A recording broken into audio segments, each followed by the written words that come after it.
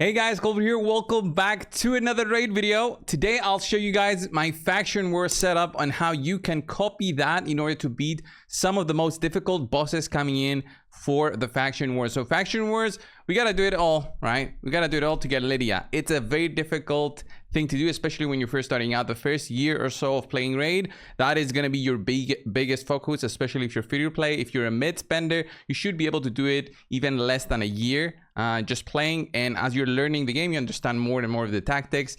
Generally, for faction wars, you don't need to have some big crazy teams to beat it. Although the more champions you have at level 60, the more gear you have, the more masteries you have on champions, and the more leveled up gear you have also makes it easier. But these bosses here are very different. So we can see the high elves. As you go through, you'll see these different marks on the bosses. So some of these bosses can be easy, some of them can be more difficult than others. I would say the most difficult one of all is the red boss. And the red boss, you can see it on the final stage, on stage 21.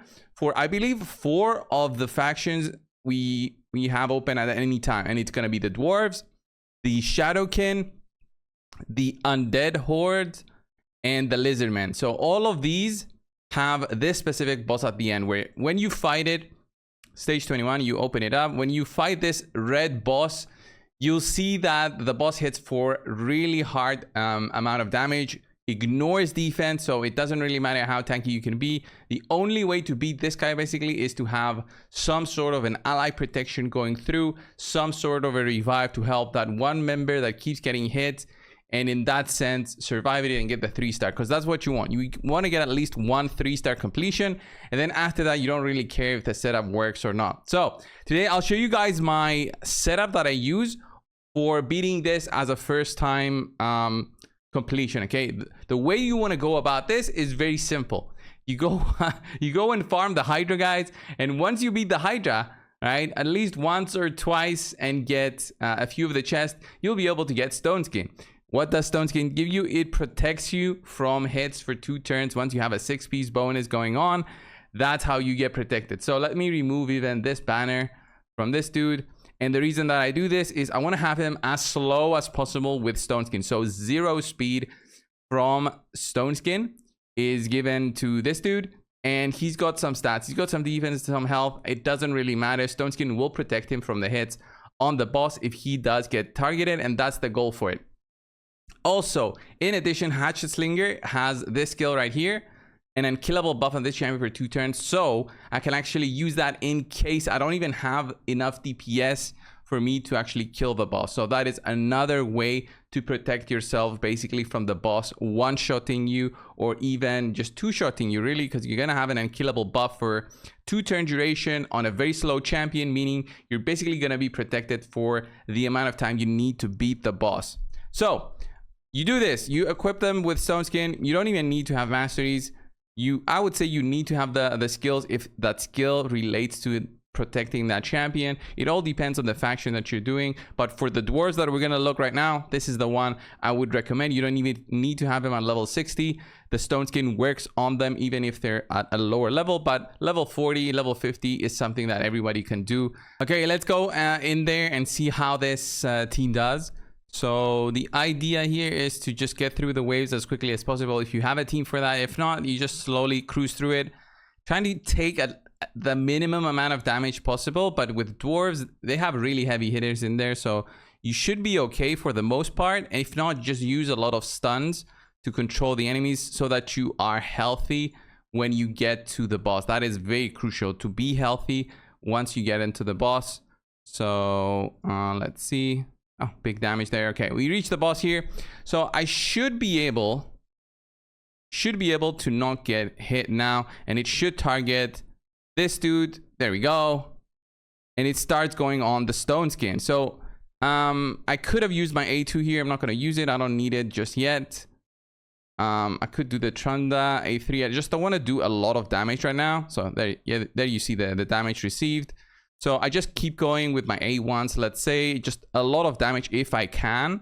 Look at that. Look at how much health is gone basically. But once this guy gets his turn, because he has that skill which provides an unkillable, I'm pretty much good to go. Here you see it switched targets to the Trunda, but my Trunda is basically okay now, and we managed to beat the boss. The counterattack was there, was pretty nice, but I would have beaten the boss anyway. So the problem is when sometimes the boss is going to switch, you just reset the RNG and you go in there again. So if I went in there again with this setup, it's possible, very possible, that sometimes I do not get targeted with Hatchet Slinger. So you have to go in there again. You go in there again and again, and it just takes a little bit of time. I know if you're running like a very slow team, you're going to be in trouble. Basically, with the waves, it's going to take you some time to beat through the waves. So getting the good RNG with waves and then getting good RNG with the boss. But if you're just planning to get that first 3-star completion, you do it and you kind of shut up about it. And that's the way to go if you're free to play and you're trying to get through with the minimum, right? So here we just hit. I could have used the A3 there. I know. I just don't want to show you guys on how this is done. So here you see it's a different target this time around with Trunda, but if the boss ever targets my Hatchet Slinger, I'm basically good. So here it kills the Trunda, unfortunately, because it sees it as a target that it can kill.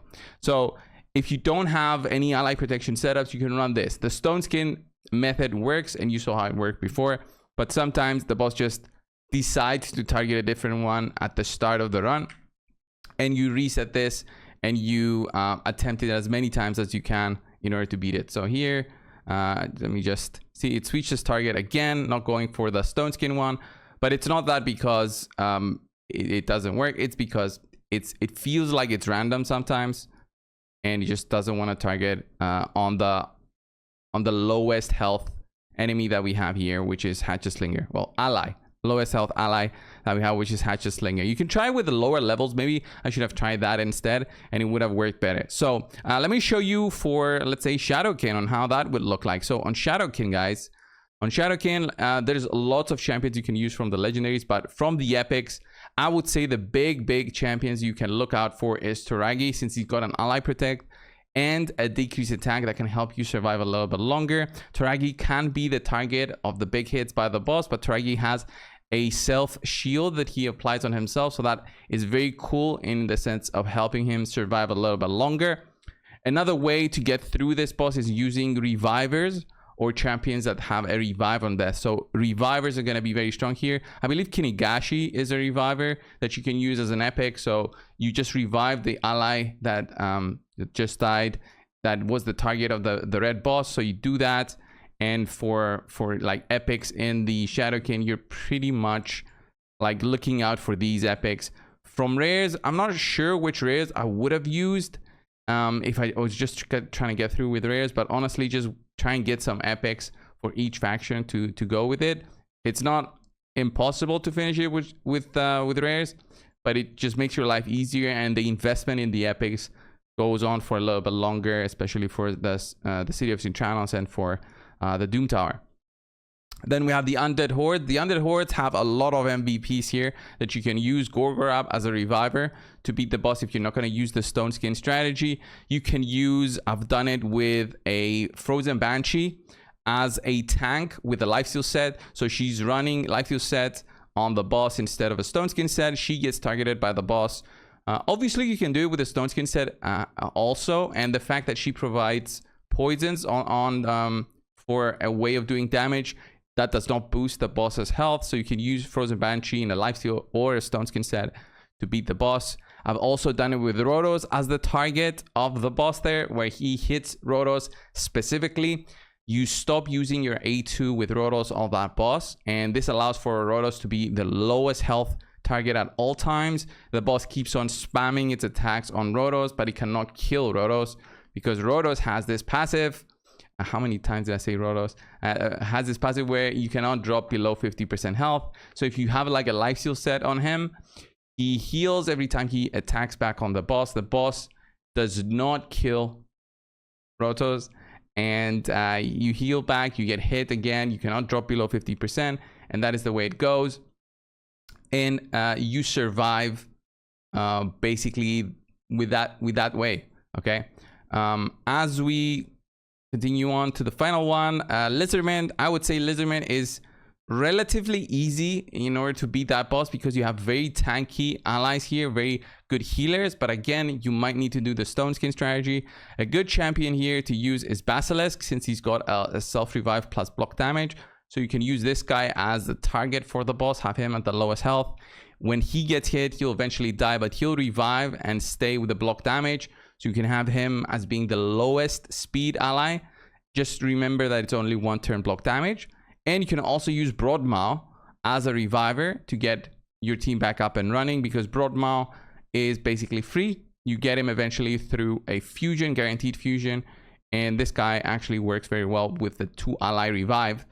And everybody else will be just having the role of a damage dealer. So that's the way to beat the red boss, guys, for the faction wars. If you want to see more videos like this on faction wars, specifically on specific bosses and the strategies that you can use, let me know. Honestly, this is 5-year-old content, so that's why I don't really do content on faction wars anymore. I don't feel like it relates to many players out there. So this was the video, guys, for today. Thank you all for watching. Subscribe if you haven't already. I'll see you in the next one. See ya.